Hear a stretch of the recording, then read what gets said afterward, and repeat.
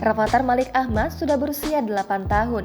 Putra sulung pasangan artis Raffi Ahmad dan Nagita Slavina berulang tahun pada Selasa 15 Agustus kemarin.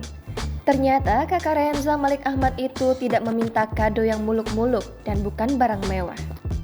Memang Raffi Ahmad mengaku belum memberikan kado apapun kepada putranya.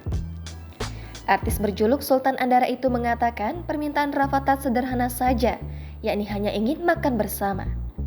Di hari ulang tahunnya ini, Rafathar tetap bersekolah seperti biasa. Raffi, Nagita, Rehanza, dan sejumlah karyawan Rans Entertainment telah mengadakan perayaan singkat di rumah sebelum Rafathar berangkat sekolah. Raffi memberi kue ulang tahun yang dekorasinya bertema klub sepak bola Liverpool, favorit Rafathar. Keluarga Raffi Nagita dan para karyawan lalu berfoto bersama. Melansir Instagram @raffinagita1717, Nagita Slavina menangis menjelang Rafathar berusia 8 tahun. Berbaring di ranjang bersama Raffi dan Rehanza, Gigi menangis menatap layar ponselnya. Raffi tampak tersenyum melihat istrinya itu menangis di hari ulang tahun Rafathar.